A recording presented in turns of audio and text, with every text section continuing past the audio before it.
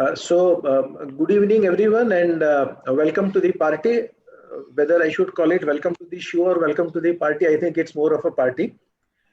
It's a party because we all are going to virtually meet uh, a woman who can be categorized as being there, done that, a successful woman entrepreneur, a woman who has set standards and emulated them, a woman who has also set standards for others now to emulate.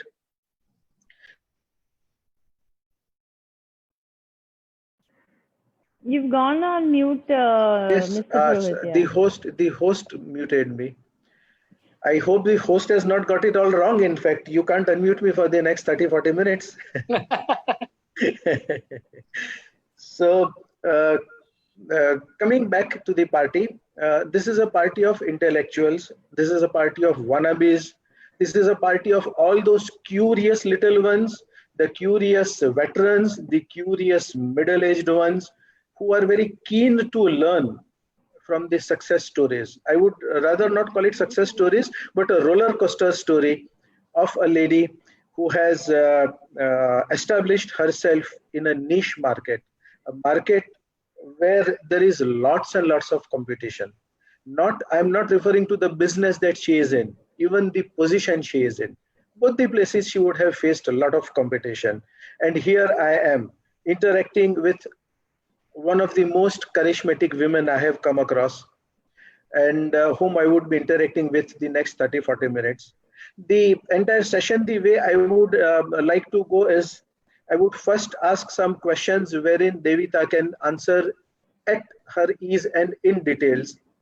Thereafter, there would be a fire round where I would ask a question and Devita would immediately respond either yes, no, or maybe at best a sentence or so. And yes, certainly we would also be taking all the cues from the participants of this webinar. So are we ready? Are we ready, Devita? Absolutely. Do I get a hamper at the end of the fire round? Absolutely, absolutely. It depends on how the fire round is answered by you, and we'll leave that to the chat box. Okay. So the first question from my side, Devita, is that as a chairperson and CEO of a very, very successful venture, did you actually see something like this coming? Did you actually were prepared for this kind of eventualities? And I'm referring to COVID. Certainly, as a CEO, you would have been prepared for several business challenges. Well, this is a business challenge, but a challenge one would never have thought of. So what were the preparations on your part?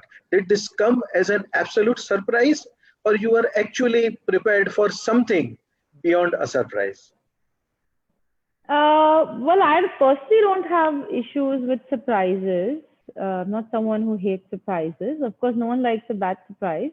But I'll just tell you how it was not such a bad surprise for us. Because, I started this company nearly 15 years ago, almost straight out of college.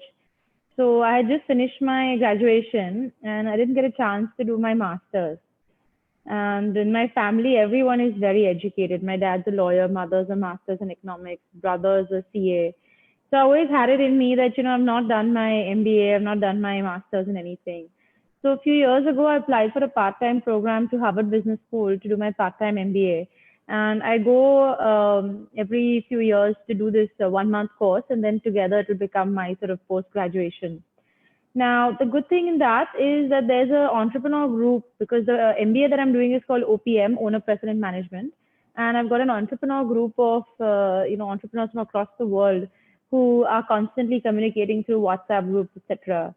So since December, actually, since the time this actually broke out in China, a lot of my classmates in different parts of the world have been discussing the repercussions of the lockdown in their own countries. Of course, first it was China, parts of Asia, then it became Europe and America. And they started to share a lot of tools on how to work from home. So about a week before the lockdown actually occurred, I called my HR manager and the entire management team of View, which is about 15-20 people. And I said, you know what, in the eventuality of a lockdown, here are tools that I have received on how we can all work from home. Let's make a contingency plan in case we have to. So, of course, I think, most of the team had a bit of resistance. They said, "Arey, this is India, yahan par thodi na aisa hoega," etc. but boss's orders they had to follow. And so everybody was required to give what is their role, their teams, whether they're all connected through broadband and devices in their own homes, including 200 of our customer service agents, and what is each person's deliverable for the week or the deliverables for the month, and who are their immediate sort of contacts and coordination. So we had all of this ready a week before. And when the lockdown was suddenly announced like a sort of surprise for the whole nation, we were able to continue with business because we had this plan ready. So my team in that point said, oh, thank God we prepared for this, because I think it was very wrong from the government's perspective to announce something at 8 o'clock at night, like some TV show or game show and Sansani Khabar. Even if they've done it at 8 a.m., people have gone to offices, made a plan and come back. But thankfully, my team and I were pretty sorted with what we wanted to do. And I think the lockdown definitely came for a lesser shock to us than a lot of other people. So when the lockdown was announced, there would be something which would have immediately occupied your mind. What were those? What were those 2 or 3 things that immediately occupied your mind, and you felt like prioritizing them? Well, the first thing that I do is the kind of person that I am. I'm incredibly organized as a person. So I actually first went back to my room and started rearranging the furniture and said, okay, now I'm going to need a desk at home. I need to work from home for the next few weeks. That time was supposed to be weeks. Let me just create an environment where I can prepare myself to wake up and start working from this space. Because most of us are used to just waking up and going to the office.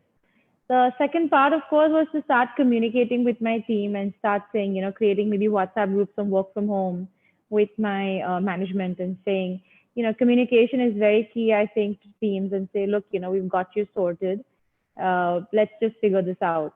So that's the second thing that I think I was able to do, is prepare myself and also communicate with my team.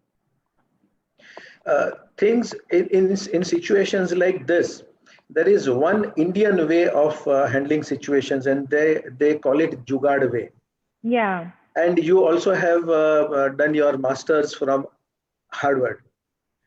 So negotiating this situation, which of the 2 things were more at hand as far as you are concerned? Did you rely upon some fundas or some learnings from the Harvard, or the Indian learnings or Indian management?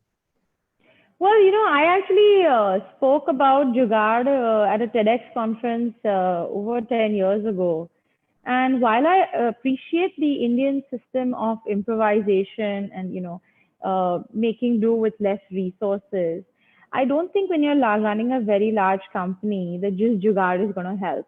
The second is, of course, the Harvard Business School way of, extremely structured management and every business goal being written down and passed through thousands of employees. I have 300 employees. It is not so bad also. It's a bit of a mix of both. You kind of sometimes have to be a streamliner, like a boat, really big boat who has to plan things ahead. And sometimes it would be like a speedboat and just really find your way across. I would not say it's an either or. I would say have the system and structure the Harvard way, but have the steadfastness of maybe Indian Jugaad way, but not in a Jugaadu way, not in a way where you're just creating a short-term stopgap, but actually being able to adjust the situation, adjust the scenario based on the situation. So in case such a situation arises one more time in future, will it be business as usual for you, or it would still come in as a shock? As I said, when you build a good system, process, structure, routine, finances, team systems, team building, when you build strong fundamentals and you have a strong business as usual, you're probably able to handle a lot more of these situations than if you're just building your business on full steam, but don't have time to build a good organization structure, don't have time to have a very tight communication with your team. So I will definitely say that as a person, I'm not someone who likes to over leverage my business and overhire and just over plan. On a regular day, business should go on as it is. And then, we have all kinds of digital tools, etc., that we can always find a way to communicate and coordinate with the team. I think for a lot of people, they saw the lockdown as a very negative perspective from their own self. Oh God, what am I going to do? There's always a way that, as an entrepreneur, you can find a way. As a leader, you can find a way. And, you always have to make sure that you're in a better mental state than your competition. And maybe if they're in the same situation as you, find how you can be a little ahead than them. So I've never shied away from, contingencies as such. So several people have been talking about how they negotiated the lockdown, what they did, what they did not do. Several people across the globe, at least across the nation, are distributing freely a lot of gyan that this is how we dealt, that is how we dealt, etc., etc. So what is the story that VU Technologies or VU Television would like to leave, both in terms of business and lessons for HR? So the first thing I think is very important that we take care of our employees. The second aspect is if we take care of our employees, they'll take care of our customers. So one of the first things that I did, not immediately, but I think it was a week 2 or week 3, I sent a letter from the chairman to the entire team saying that, we are going to pay your salaries. We're not laying off any people. We're not going to have any pay cuts. In fact, we paid people advance salary. And I think money, of course, is a great way of making sure that your people stay with you. But whenever things open up, be ready to work double hard. This is not a vacation time. So we started work about a month ago because, being an IT company, we were allowed to work. And my team was pretty much prepared for that. The second thing which we actually did, which has actually given us a huge boost in terms of our sales, is because we did a fantastic job of customer service during this time. There are multiple articles actually that have appeared on everywhere from Economic Times to Fortune of how VU has serviced 10,000 customers during this time, because we made sure that our customer service agents have broadband connections, devices at home. So even on WhatsApp or phone or email, they can continue to give service. And where there was a movement of people allowed, we also gave replacements where we couldn't give a repair, because we knew our customers were using a lot of their TV during this time more than usual. So we had to step up. So these are the two things that we did. Is first, because we never overhired as a company and we don't have a... It seems you have lost connection. It seems we have lost connection. Yes, even we can't hear. At Devita's end, probably we have lost connection. Just wait. I think she'll join again.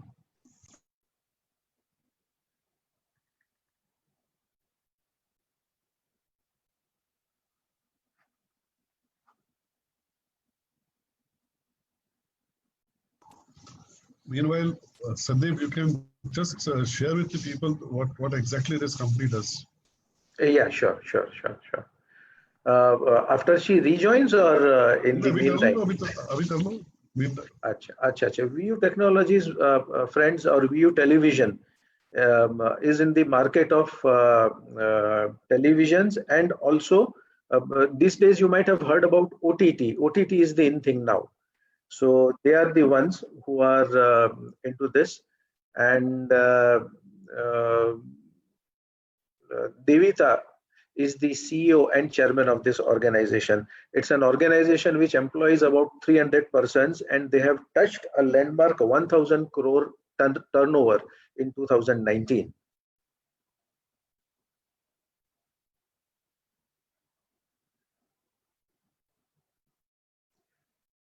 Are we finding some connection problems still? Not able to connect her. To rejoin. Actually, she must be trying to rejoin this. Since she is at home, probably connection should not be an issue. Had she been traveling, it would have been an issue.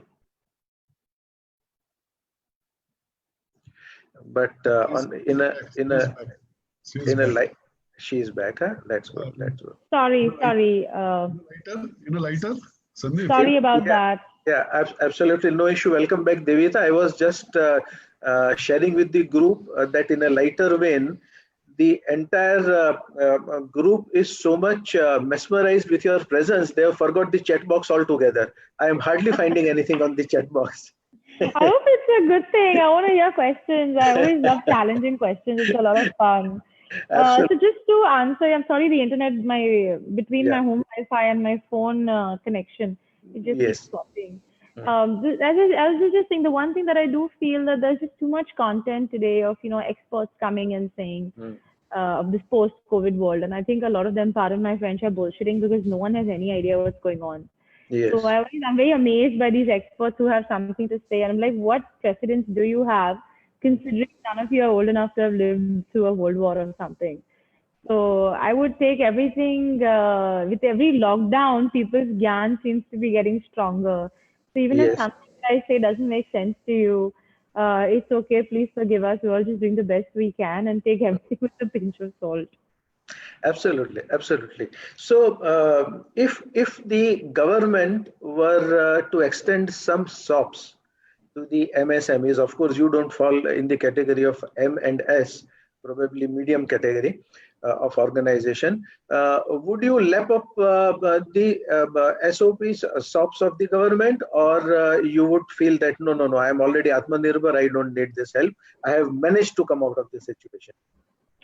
I don't think we need our prime minister or anyone to come and tell us to be Atmanirbhar. I think Indian companies and Indian entrepreneurs and Indian managers are very Atmanirbhar because not like the situation in India has been fantastic even before lockdown. It's a very complicated system to do business in. So most of us are already Atmanirbhar. And when it Absolutely. comes to a lot of their shops and all that they're saying, I think it makes fantastic press, but I haven't seen much implementation of it or even understanding in terms of policy framework how they plan to execute it. So if it's possible, why not? No one's going to say no to free money, but don't be too hopeful or don't chase it too much because I don't think I don't know what the government's priorities are going to be once they finally open up everything.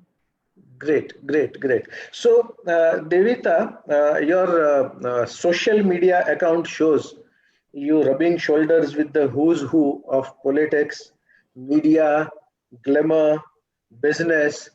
So, we would like to hear the lessons that you have drawn from each one of them. In fact, one has seen you rubbing shoulders even with the Prime Minister.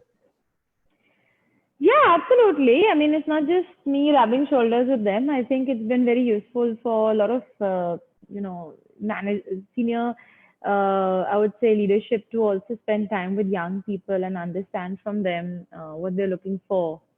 So I'm actually on the Prime Minister's Young CEO panel and specifically on the Make in India committee. So a lot of the plans that have gone into Make in India, especially for manufacturing of electronics, etc., have been worked on by me in Delhi with the government. I have met everyone from President Trump to Prime Minister Modi to Prime Minister Manmohan Singh, that time President Pranab Mukherjee, etc., and then business people like Richard Branson, Satya Nadella, etc. I think the context has always been quite different in terms of whether it may be, when you've actually interacted with them versus maybe just, meeting them at a seminar or something. But the biggest learning that I have, I think, is the fact that actually for a lot of them, it's really not about themselves. It's all about their love for the world and community and giving that inspires them to do so much. So that's one thing. They're actually quite selfless, a lot of the leaders who I've actually met. Second thing is, I think from my perspective of being inspired by them, the one thing that I did learn is just how amazing of listeners they actually are. So while on the media sphere, you always just hear them talk, but when you meet them face to face, or you're part of a committee, or you're part of a conference, it amazes me just how patient they are in listening. I remember I was invited to the Rashtrapati Bhavan to present to that time President Pranab Mukherjee. And there was this whole thing of powerful women in India, and Rashtrapati Bhavan being this incredibly inspiring space. And while all of us gave our speeches, he was just sitting something like this, and some of us doubted that he may have dozed off. But but he actually came back when he spoke. He mentioned point by point of what we had said without even having taken notes. So Oh, I think for a successful person being, and this is a skill that I'm working on, I can't say I'm very good at it, is just how good they are at just absorbing massive information to remember so much and really keep learning from people around them, especially how open-minded they are with young people. So that's been my biggest learning and rubbing shoulders with the who's who. brilliant. In fact, one the thing that I can find common between you and the Prime Minister is both of you know jolly well how to brand yourself. So probably there are several youngsters on this chat show right now, and they also would like to know how really you go about branding yourself. Yesterday I was chatting with Shruti, who is a good friend of yours, and she also shared with me that you are your own brand ambassador. You are your own I mean for Technologies and VU Television, you are the brand ambassador. And when I ran up your social media account, my God, anybody would get impressed the way you brand yourself. So, what all you do and how do you do that? It's a great question. I've always enjoyed studying. I actually studied leadership in great detail when I was in college in California. It's probably my favorite subject in the world. And personal branding is very much a part of leadership because what happens is, and this is something that's only there in the Bhagavad Gita, but the whole world talks about leadership, but Krishna talks also about followership. So, when you see yourself from an outside perspective, you realize that, a leadership is not just about being inspired and speaking out and mobilizing people, but also who you are that people want to follow you. So, firstly, for me, I think when it comes to building my personal brand, there has been a lot of introspection and understanding who I am, what my strengths are, what interests me, what drives me, what's my USP, what am I weak at, but maybe more time on what I'm better at, and then being consistent and authentic with it. So if I know that I'm passionate about leadership or I'm passionate about women entrepreneurship or passionate about, say, innovation, I will make sure that one, I stay within that realm of talking about these subjects or mentioning these things in my press interviews or sharing this on social media consistently for a long time. The second part is, of course, authenticity. So I come from a family business and I've grown up in an educated, affluent environment. And I don't go around apologizing for the fact that, my father is a very important mentor in my life, or that I've had the opportunity to study abroad that a lot of people haven't, or that I come from a Marwari family, but still a very progressive Marwari family at that. I think when you can be comfortable saying, hey, this is who I am, and I'm not apologetic for it, especially I think for a lot of women, this whole sort of emasculating thing of power women being just very, I don't know, for lack of a better word, kadak women. I think it just sometimes just becomes a sort of loss of self because that's not who they really are. So having that authenticity is also very important. And then the third thing I will say is a question of memorability. So you can only be memorable if you're doing something different. When I chose to be the face of my business, appear in the ads, or be part of the launch, or be the one who is forefronting this brand in the media and public eye, in the first 3 years, of course, it was very challenging. People would have comments to make, especially, अच्छे घर की लड़की photo अपना खुद का नहीं डालती है ad में, etc. But then, as my dad always says, nothing succeeds like success. So after I sold like 22 lakh TVs, now people are like, oh, thank God you didn't take a brand ambassador and that you have done it. It's built trust in customers. And of course, you've been able to be the correct brand ambassador for your company. So it's a bit of a risk, when you decide to be the face of your business, to be the front of your business. So I actually started to appear in the ads for View 10 years after I started the company. I would not recommend anyone do it from the get-go because then you'll fall quite flat. But if you feel that, I always felt that, my brand is bought by intelligent, educated Indians. And most of the actors and cricketers are, first of all, much older. And they don't have the same education levels. And for a country like India, where education is paramount, I don't understand why our role models are always entertainers. So I'm sure all of us who've attended here, our parents have like whacked us into making sure that we do good, get good marks and get a good degree and get a good post degree, etc. There should be more entrepreneurs in the public sphere who represent the corporate world, no matter what they do. So yeah, just to recap, it's a risky job to be the face of your business, no doubt, but it has to be consistent and it has to be very authentic. Anytime anyone, including myself, has tried to just follow the norm and do something that is copied others, one, people get bored. They like to see original things. And secondly, it's moving away from the sort of authentic image that you have, that you can't fool people too much in today's digital generation. Absolutely, absolutely. And that was a very mature statement coming from a entrepreneur who has matured over maybe beyond her years. When you said that you, hello, Yes. when you said that you need not be brand ambassador of your own product from day one, but maybe 5, 7 years, 10 years down the line, you became after 10 years. That actually makes me think whether has it ever occurred to you that moving forward you can be an option for branding of products of some other organizations too, or have you already received some such offers? Well, I've done some campaigns for that matter for a couple of fashion and jewelry brands, which are Indian companies. I've always been very passionate about promoting Indian brands. So there have been a couple of campaigns that I have done.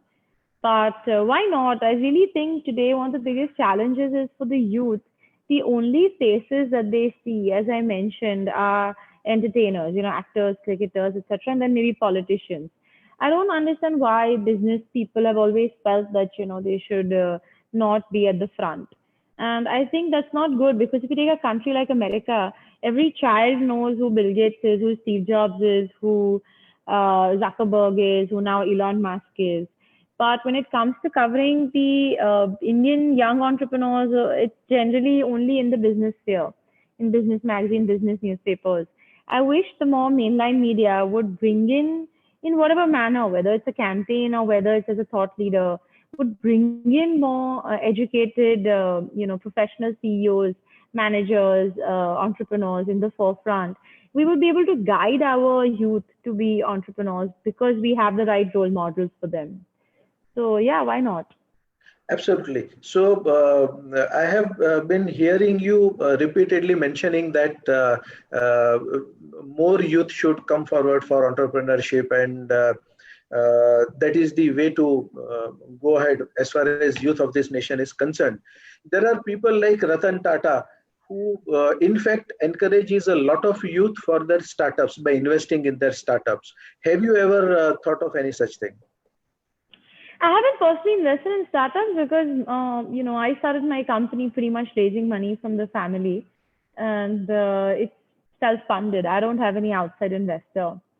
So all the working capital that we generate goes back into my business. And of course, we require very heavy amounts of working capital, mostly for inventory. So at this point, I don't think I have the capacity to take in money from the company, put it in my personal space, and then invest. I don't have that much money as much as people would like to believe I do, because most of it actually sits in the company and, is used for the company resources. I'm very open to people who want mentorship. But then again, sometimes what I find is for a lot of people, one is where you reach them through a webinar or seminar or email or something. But it's very challenging when you take responsibility for a particular startup and say, look, I'm going to guide you through. Because as an entrepreneur, I'm very used to, making my own strategy, executing it, doing things my way. But to be an investor is a bit of a patience game where you put in the money and then you give the entrepreneur their space, let them do things their way, and let them take their time to give you returns. So I'm not sure if too many entrepreneurs, at least I can be very wrong, but I'm not sure if too many entrepreneurs make great investors, and whether too many great investors make good entrepreneurs. And I think I wouldn't mind giving it a shot in a couple of years from now.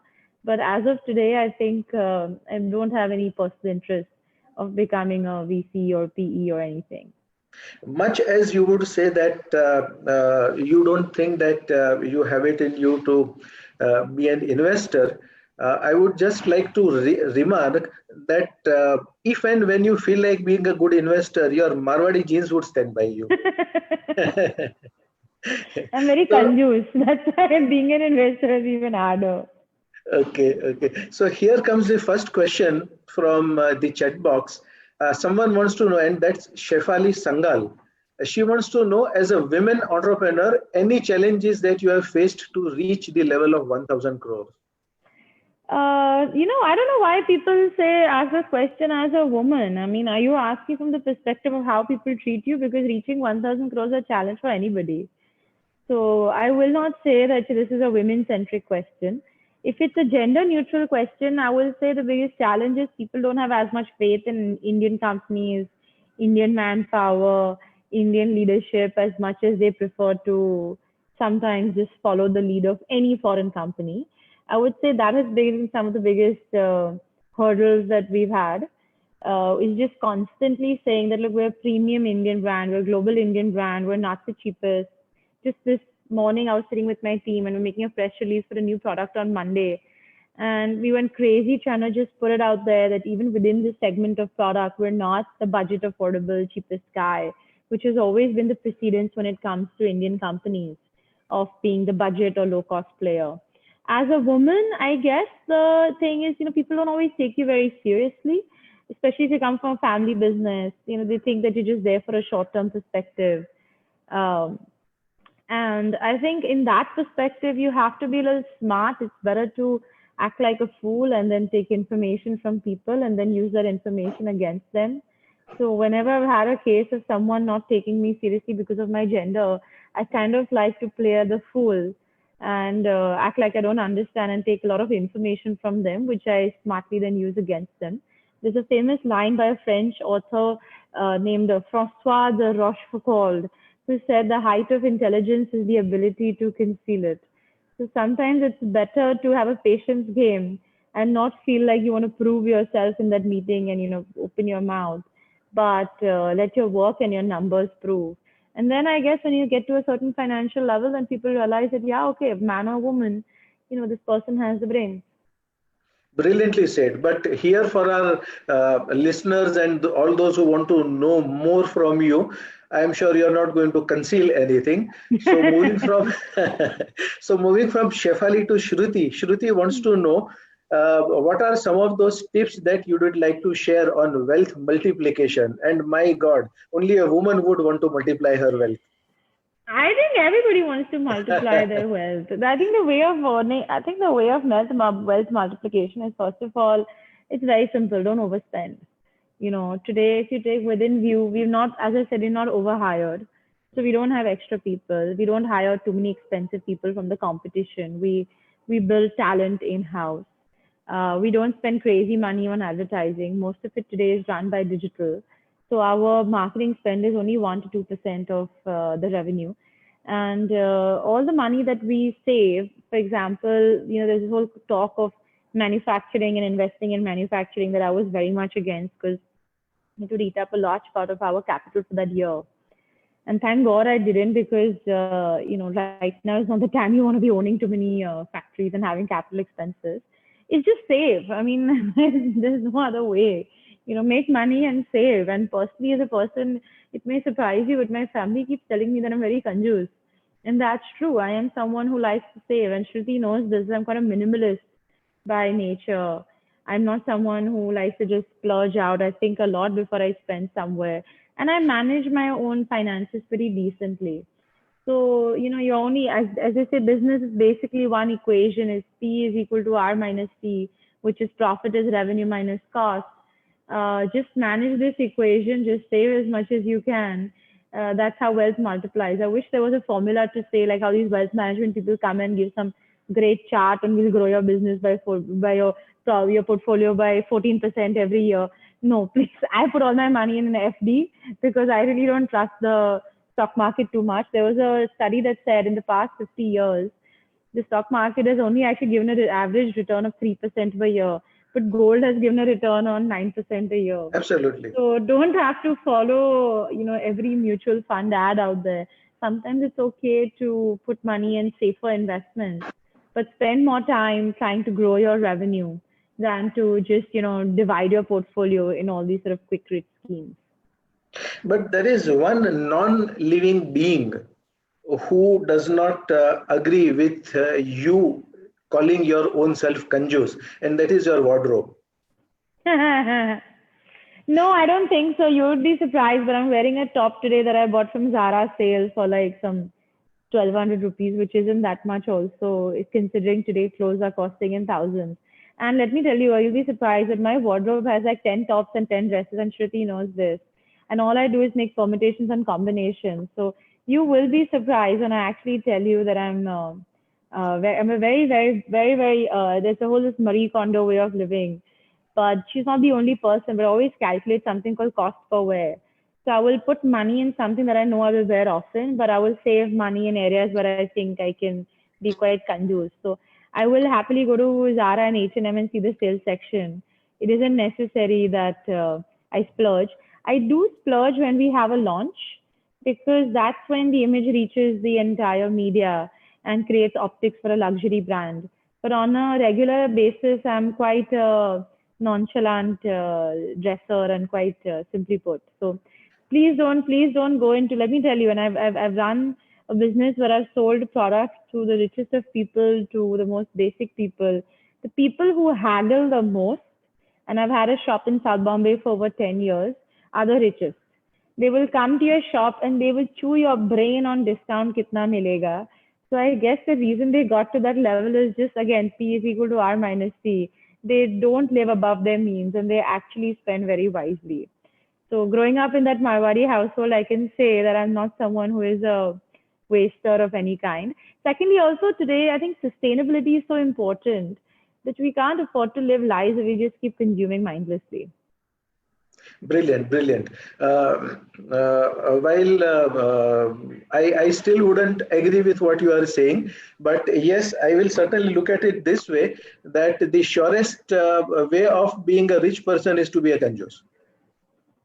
Well, at least, it's better to have money in your bank account than your wardrobe for sure. Certainly. So here goes the next question from Mahesh Jinjavadia. And probably he's hinting at work-life balance. He says that a legend either wakes up at 4 a.m. or sleeps at 4 a.m.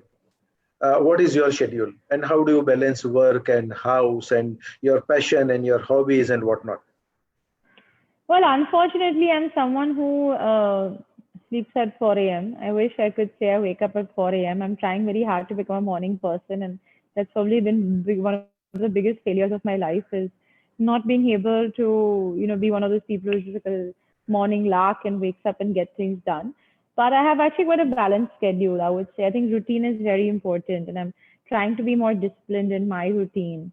One of the things, honestly, and this is just a simple answer that really helps me with being able to put the long hours of work-life balance is just the fact that I'm not married. So I think for a lot of Indian women, apart from their work, it's also the kids and in-laws and husband and everybody who needs to be babysit. And I've never found great value in going and living with other people's parents.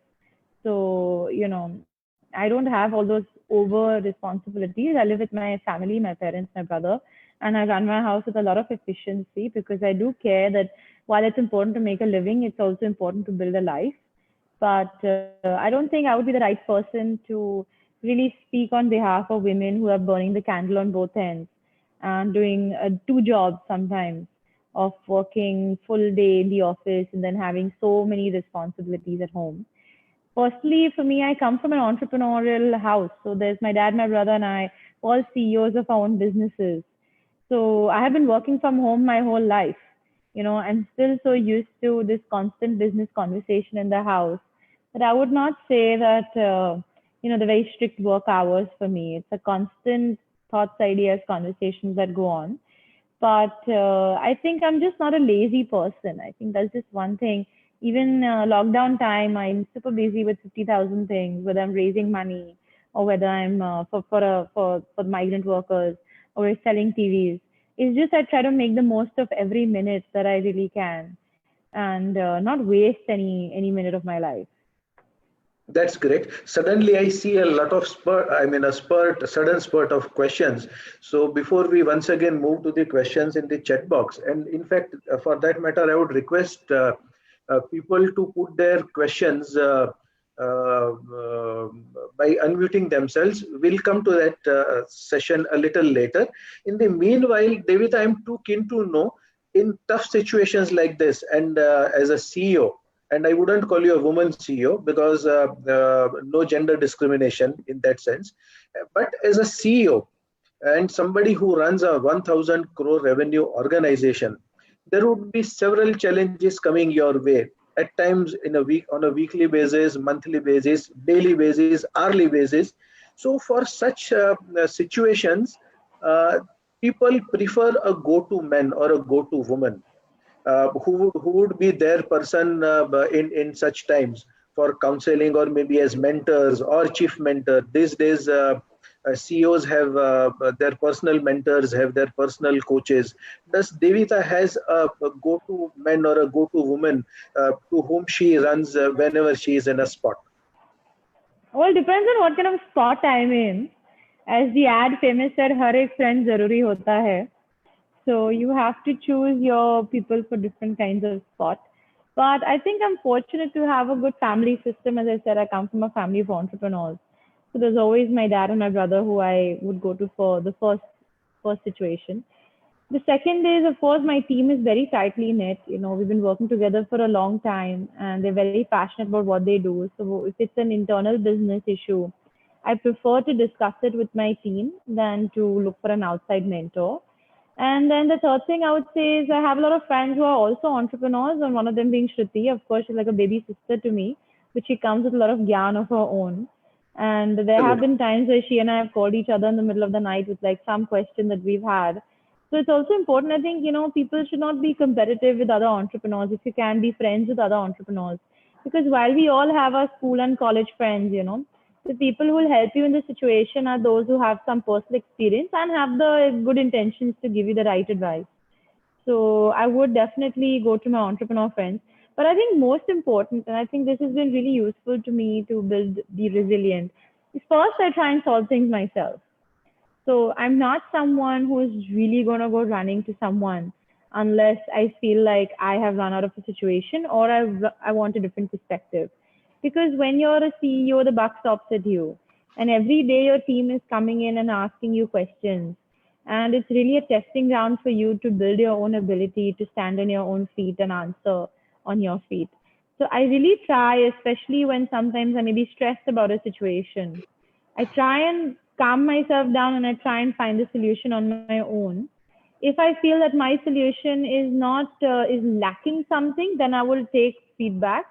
But then again, I'll make the decision on my own. It's very rare in my own life that I have just left decision making to anyone, including my own parents. If something goes wrong, it's always my fault, and that's how I like to live it. So I will say have a great support system, but sort of be your own best friend. That's great. That's great. In fact, the way this chat is going on, I would really love to take up the rapid fire, but not the way originally I had said that you can answer yes, no, or one sentence. Maybe you can continue to answer it the way you want to. So here I go, or I come with the first rapid fire. Is it correct to call you a second generation businesswoman? Second generation entrepreneur, first generation businesswoman. Okay. Is being a female boss advantageous? Depends if you make use of a situation. Any situation can be advantageous. Power becomes success, or is it the other way around? It's an alternative on each day. Certain days you need to use whatever power you have to be successful, and certain days when you're successful, it gives you more power. Sort of catch-22. An extension of the same question. Does power dressing succeed power success, or does power dressing precede success? Oh, precede. I've been wearing a blazer over my school college clothes since the time I was a kid, 16, 17, and going to the office because I always wanted to show that I'm ready to be a CEO. Even now, I think it's very important that people dress well.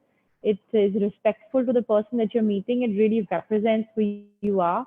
So it doesn't have to be boring, but I think dress for the job that you want, not the job that you have. One from the chat box. Tejas wants to know what motivates you. Great question. I think you know what I have to tell you this. This is a true story. So when the lockdown actually occurred, one of the first things that I did is I decided to take a bit of a sabbatical because I started this company straight out of college and I've been working almost 15 years at this. And I realized that I've really not had much of another job rather than to be a boss. And I said, what if I have some other dream? What if I have some other calling? So for the first 1 month, I think I was quite chill, like no one was really working. I was doing like every Instagram challenge, baking banana bread or something. And I took this time to figure that, do I want to maybe join politics, maybe aspire to be in Bollywood, maybe give it all up and get married, settle down, do nothing.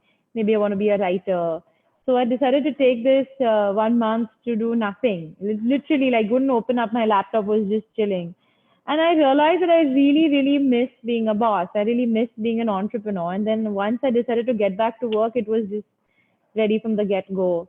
So I think I realized that being an entrepreneur, being a boss is very much in my blood, it's in my system. So I don't have to motivate myself too much because it's something that I'm good at, it's something I enjoy, and it's something that I sometimes see as my wajood. So, it's motivation will only take you this far. Sometimes it's self-belief and self-identity that does. So after giving the shot to try a few different things with my career, I realized that I enjoy being an entrepreneur. And I think that's where most of the motivation comes from for me. Shruti and Haley and others, hold on to our questions. I think once we are done with the rapid fire, we'll put the session open and probably she would love to converse with you more. Is that right, Devita? Yeah, sure, anything. Okay, so here comes the fourth rapid fire. 300 employees, 1000 crore business, 2020. 3000 employees, 5000 crore business, 2030. Myth or reality? Why do I need 3,000 employees? So you would reach 5000 but with lesser number of people. I don't think you need to throw people at the problem. I would rather say have like smaller, tighter teams, have like strong systems to, mentor your employees and let them grow and still keep it a tight ship while growing revenue. So do I read it this way that 5000 is a target for 2030? Well, 10 years is still a long time, but I'll let you know when we get close to it. I did wake up in sometime in April and I was like, what do I need to do to make you a 5,000 crore company? As I said, being an entrepreneur is very much part of my system. But sometimes, it's all about the opportunity. So I will not say that this is a number target that I want to reach. I will say these are the opportunities that I want to catch, and then let's see what comes from there. Two lessons that you would like to leave for entrepreneurs, especially who do not have a background like you of technology and still are successful. Two lessons I would like to leave for entrepreneurs who are successful. No, for who do not have a technology background like you and still can become successful running a technology company. I would say that, sometimes there's a lot of glamour in the tech business. People always want to do the next big thing, the next cool app, the next startup. But it's okay to enter a more boring part of a business and scale it rather than just trying to be the next big thing. So that's one aspect. The second thing is, I think build a more techno-commercial organization. Sometimes I feel that a lot of techie people have a very unrealistic perspective of the market, what will succeed in business, what will customers want. I think build a team or business in the tech space that's cohesive between technology and sales so that you're making products that people like and people buy, as opposed to just getting, as I said, swayed away by the next big thing. I think that's very important, especially a lot of people go for different tech shows, they listen to talks, and they just start living in the future of, oh, there'll be a holographic TV and I'm going to make so and so. The second aspect, firstly, for me is I'm really not a very competitive person. It may surprise you, but I don't believe in competing with other people in the market. We're pretty much competing with ourselves. We're like Apple in that way. I really don't get a kick out of saying कि competition को मैं निकालने वाली हूँ. I mean, we want to acquire customers. That's my first priority, and not snatch market share from a competitor. So try and up your own game each year rather than being so competitive. Because the problem is when you're too competitive, your direction is followed by what your competition is doing. When you're in competition with yourself, you're kind of charting your own path. Brilliant. One more lesson. Be in competition with your own self. Great. So next rapid fire question for you, Devita, is you are in business by accident and not choice. No, I had a choice to do nothing. I come from a well-to-do family. So if I said, you know what, I'm just going to sit at home and live a life of a lady of leisure, it would not be so difficult. And I think, especially in India, it's sad, but for a lot of women who are very educated but come from affluent families, their career sometimes takes a bit of a sideline because they're like, तुमको पैसे की क्या जरूरत है, तुम्हें काम करने की क्या जरूरत है. So it's always been very much of a choice for me, a choice and a fantastic support system. But it's not like something happened in my life that, oh, I have to work. I think I've aspired to be an entrepreneur since the time I was like 3 or 4 years old. It's not like I was planning to be sitting at home and then I was shoved into working. Not at all. Great, great. If not in business, you would have been. Yeah, that's what I said. Now I spent some time thinking of that. Do I want to be a politician? Do I want to be in Bollywood? Do I want to be a writer? I think of all these things and somehow I keep circling back to business. So I think on an off day, sometimes I go like, हाँ चलो, you know, politics join करते हैं. But when you actually see the challenges in each space, it is very different. Being fit is a compulsion, glamorous optional. It's a choice. I mean, I work out for, especially in the past 1 month, but I work out for nearly an hour every day. And I'm going to turn 39 in 4 days. And I'm pretty that's sure. Great. Yeah. Happy birthday in advance. Thank you. Thank you. So just the thought that I'm going to turn 40 next year, I want to make sure that A, I don't look it. And B, I want to make sure that I don't have, you know, lifestyle diseases that then become a cost for someone else. So I think for a lot of young people who are working very much on their business and focused on their business, they very much ignore their own self and health. And then what happens is their company suffers because, you know, their team doesn't have a boss who's fit, or the family suffers because they have a family member who requires medical assistance all the time. So part of being independent is also part of being fit. And for me, for that reason, not just because my face is splashed in the articles and ads, but also because I never want to be the kind of person who is dependent on someone else to take care of me till I reach a very ripe old age in terms of health. So it's a choice. I'm personally very particular about my fitness and health, but there's no point of building a great business and having a healthy business if you're not healthy yourself. Absolutely. So try as much as you can for a 6-figure salary and a 6-pack figure. Absolutely. And all the viewers of this chat, as well as all those who are on Facebook Live, as far as A is concerned of your answer, you have nailed it. All of us know that. Thank you. So the next rapid fire is, as an employer, you have a natural leaning towards female employees. I don't think I've ever had this culture of being too gender. You know, that's one thing is that I think in our company we're quite gender neutral. You know, we don't think this thing of female employees or male employees. It's just employees. You know, we have a very large percentage of women and men, a large majority men, but still a large percentage of women. We have a good mix between people below 40 and above 40. We are also very important that it's a secular organization. So we have a very, I guess 35% of my staff comes from minorities. And I don't think there's any reason to say that, you know, we're going to hire people of a particular gender or religion or age because we feel comfort in that zone. It all depends on how capable you are, how loyal you are. Our CFO is a woman, head of corporate sales is a woman, our customer service and sales is full of women. But they are as strict or more strict than the men, and they're treated in the same way as the men. There's no situation where women are given any kind of leeway because of gender. However, being a woman boss one thing that makes a big difference is that women do feel safe in the organization.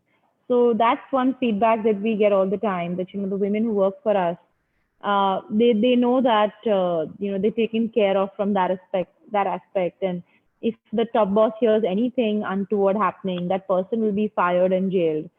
So you don't have, I think it's very important that even the government insists that more women be in boards or more women be in senior management, so that we don't have all these kind of cases that we've been hearing about, and women feel very much represented and protected. That's very nice to hear. Very, very nice to hear. You would prefer to be known as a youth icon, successful businesswoman, successful leader. I just want to be known as Devita Saraf, whatever you want to Brilliant. make of it. Brilliant, brilliant.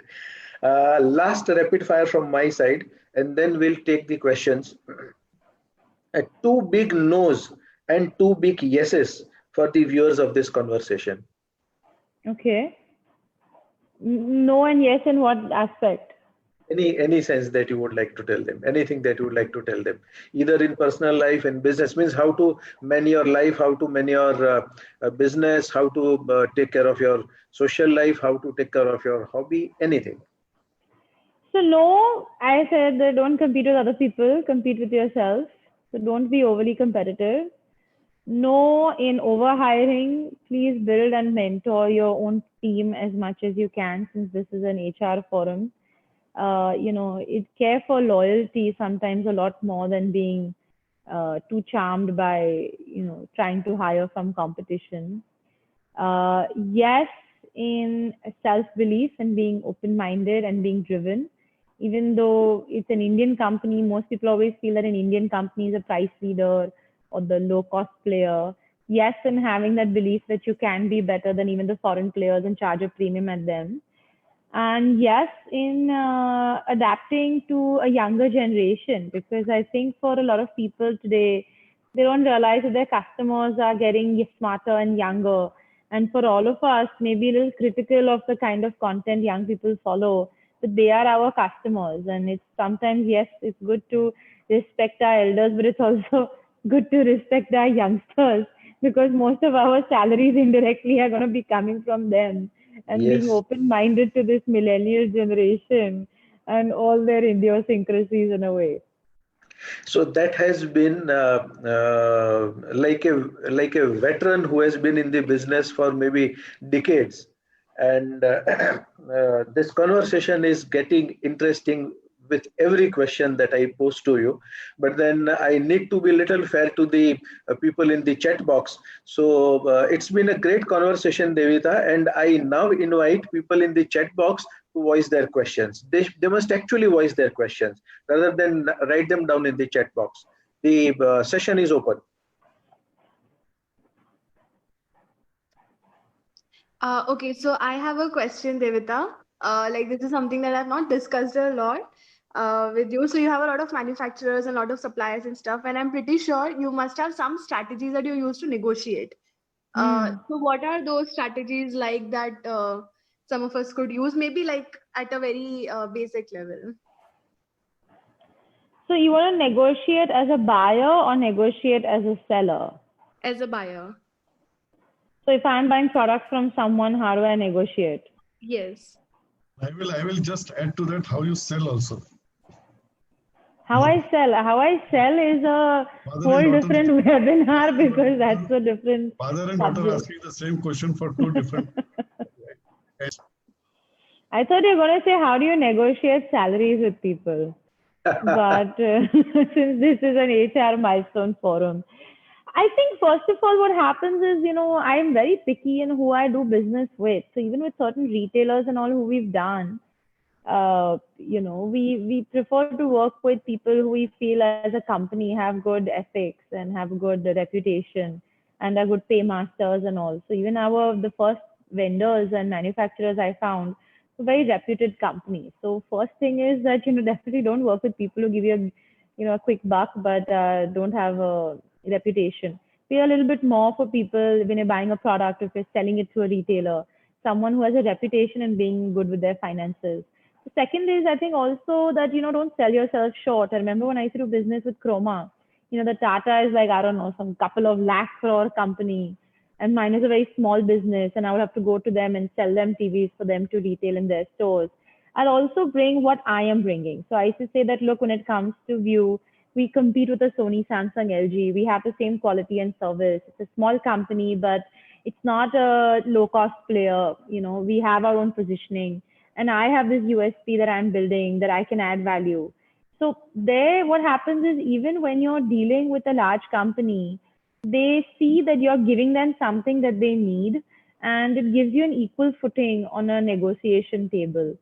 The second thing is something that I learned at Harvard Business School is, suppose, for example, see, generally entrepreneurship, negotiation, you reach a mid zone. So if you say 100 and I say 40, you'll come down to about 60.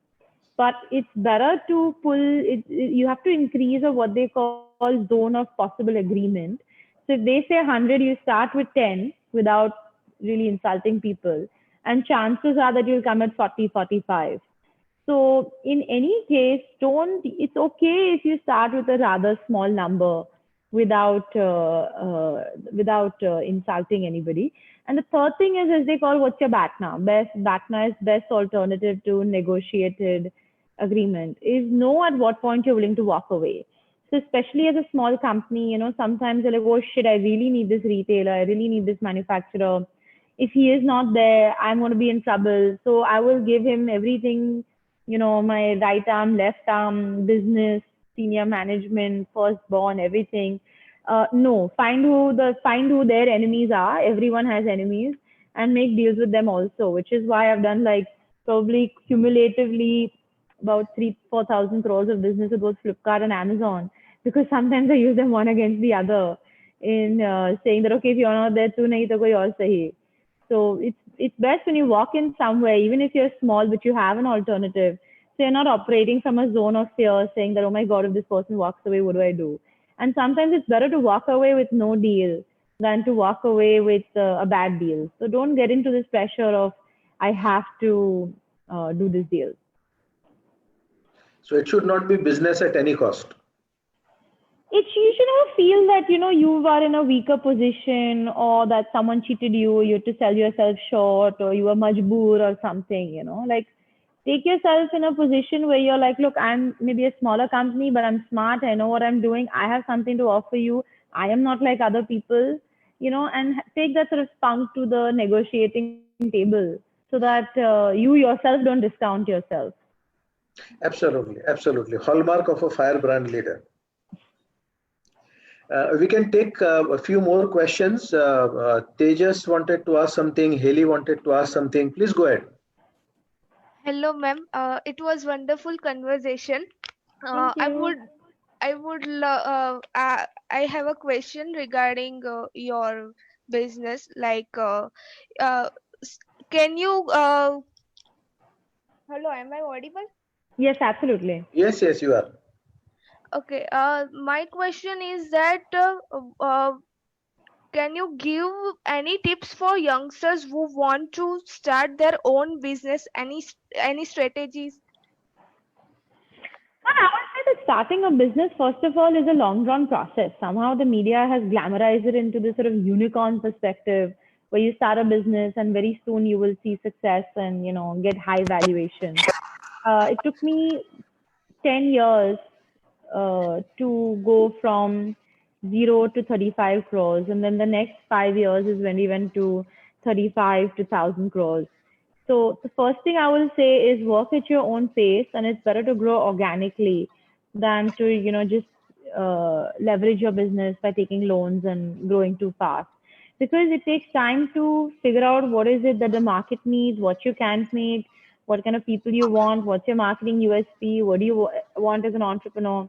And the first thing I will say is take your time. I mean, do it every day. Don't do it sporadically. Being an entrepreneur is a 9 to 6 job or a 9 to 9 job. But, really take your time to build a business organically before you scale it. I would say one. And then the second thing is, as I said, that today a lot of youngsters get very charmed by doing businesses that seem very glamorous. But sometimes there's more money in doing a more basic business, but adding your own innovative twist to it. Thank you so much, ma'am. All the best, Ellie. Tejas and Khyati, you can go ahead with your questions.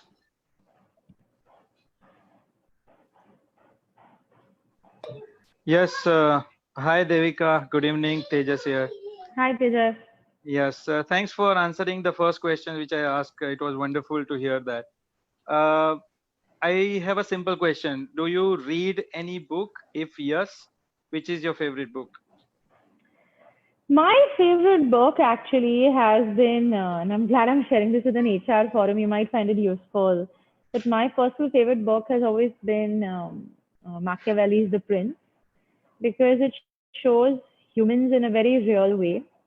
And I think sometimes when you read a lot of, I don't know, spiritual books or fiction, they create this whole black and white of good and bad. And I think if you want to be a good leader, you want to be a good HR person, you have to accept people with a lot of grace. And you have to accept that human beings are the way they are. They can be self-serving, etc. But you should not hate them. And accepting that, I think, the sort of different shades of a person's character in the way it's explained in Machiavelli's The Prince is something that I think is very steadfast advice.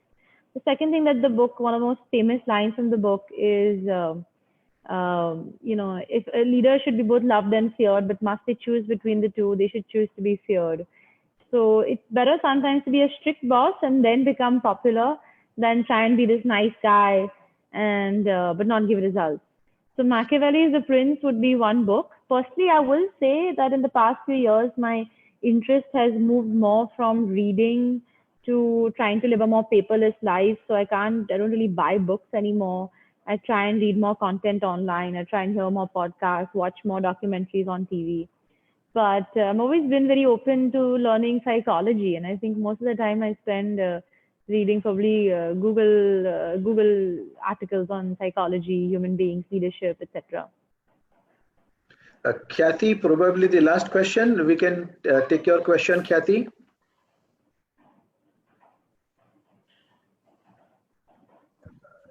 Khyati, are you there? Or is it Sweetie who wants to put a question? Is that Sweetie who wants to put a question?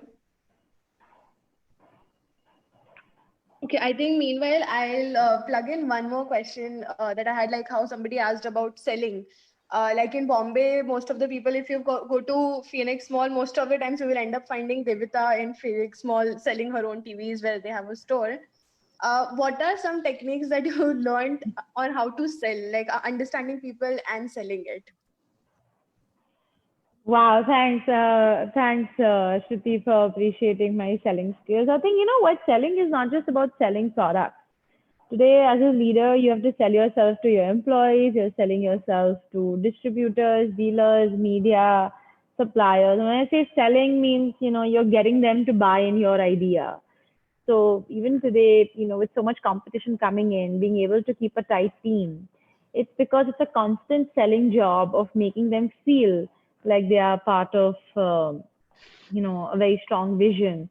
And you have to keep bringing that out. So I've actually explained this in an article that I did for Fortune magazine that came out 2 days ago, which has explained a lot of these subjects. I'll be happy to share it with you, of how selling is a constant job and how do you keep your employees motivated through that. But I think one of the things when it comes to selling is this enthusiasm. So if you're not excited about your product, it's very hard to spread that sort of infectious enthusiasm to someone else.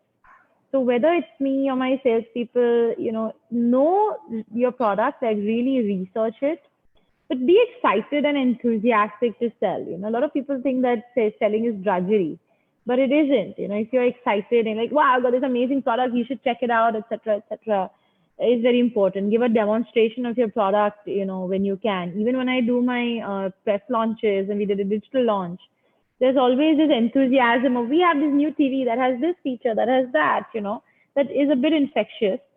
But at the same time, also, as I said, be able to walk away from a sale. So don't be this annoying person, because, how much ever good your salesmanship can be, person's not going to buy it if they don't really need it. So you have to also have the patience to have a conversation with your customer and understand what they're looking for. So my sales guy would just sometimes jump into, sir, iska features dekho. And I used to be like, look, wait few minutes. Ask him, sir, आपके घर में कितने लोग हैं? कौन TV देखने वाला है? आपको क्या शोज देखना पसंद है? आपका रूम में बेडरूम में लगेगा, लिविंग रूम में लगेगा? आपको कौन सा टीवी यूज कर रहे हो, etc. So when you ask a lot of questions to your customer, he feels you're understanding his needs, and then you can bring in and say, हमारी टीवी में देखो X, Y, Z, etc. है. So 2 parts is be enthusiastic, but also spend time understanding the customer's needs. And I would also say when it comes to selling is you brush up your language, learn to speak well. I think that's one of the things I find, especially for a lot of people who are of a very finance or scientific or technical bent. They somehow feel that English is not important. And they may be great readers, but they don't spend time on their speaking skills. So whether you're doing a webinar like this or whether you are just recording your own videos or something, spend time articulating your language so that you learn Google has so many resources so that you can be a lot crisper in the way you speak. There's a very famous line by, I think it was T.S. or Eliot or Kurt Vonnegut, who said this once. He wrote a letter, and at the end of it, he said, if I had more time, I'd make the letter shorter. So sometimes being crisper in your communication is harder than giving this long rant. And if you want to be a good salesperson, learn to really condense your message. Don't make it monosyllables, but try and get as much as you can in the best language that you can with minimum breath. Brilliant. So that is something like getting your elevator pitch right. Yes, it's everyday elevator pitch for each product, for each scenario. Absolutely, absolutely. So Devita, I have actually logged in from my daughter's account, and now she demands a prize for that, and the prize is in the form of a question. She has just taken her grade 12 exams, and she wants to know. I'm actually reading out her question. Her question is, as an entrepreneur, what was your last or any ethical dilemma that you would have faced, and how did you deal with it? Well, I'm guessing your daughter's name is Saral from what I can read. Yes, that's true. Hi, Saral. It's a very mature question that you're asking me. I think your father has been asking me questions and thought that I have answered them very maturely, and I was feeling very happy. But I think the question that you have asked me has just increased my hope in the generation younger that they're thinking this far. I think one of the ethical things that we've really had to work on, even though it came at a cost, is how do we make our products more sustainably. So this is something that we started a few years ago, where we decided to move to a more paperless environment. We decided to use an e-waste program.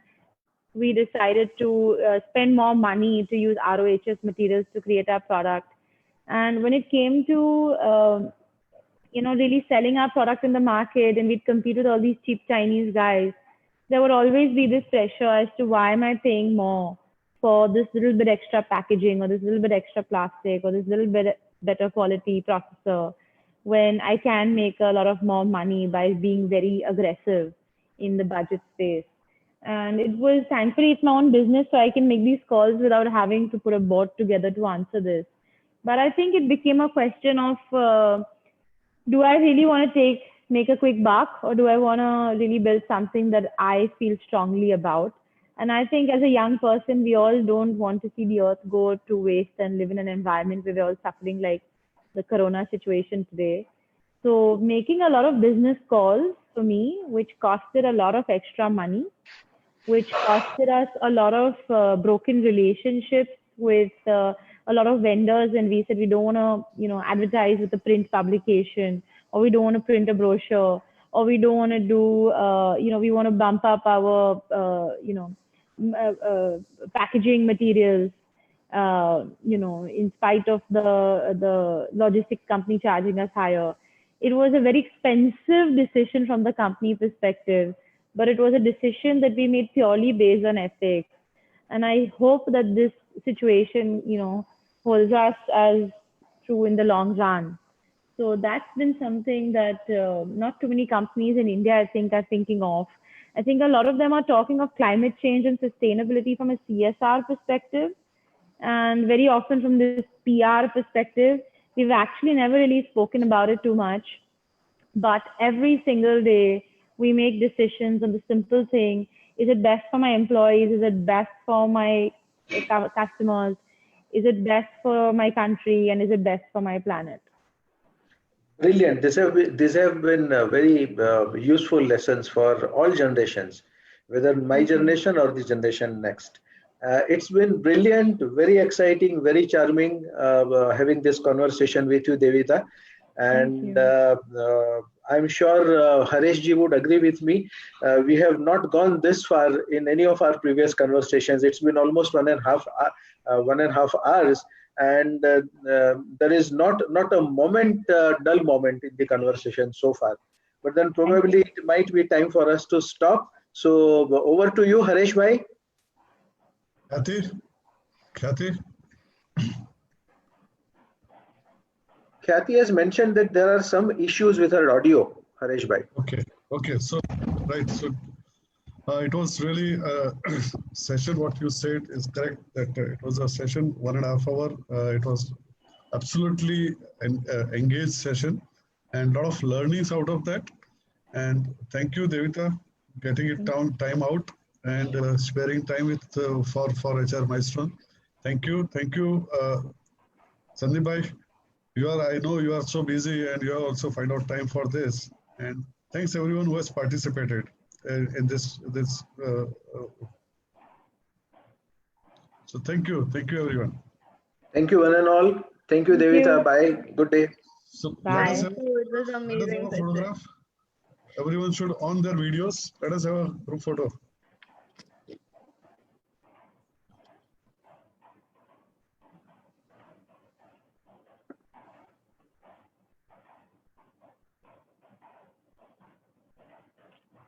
Shall we all do namaste?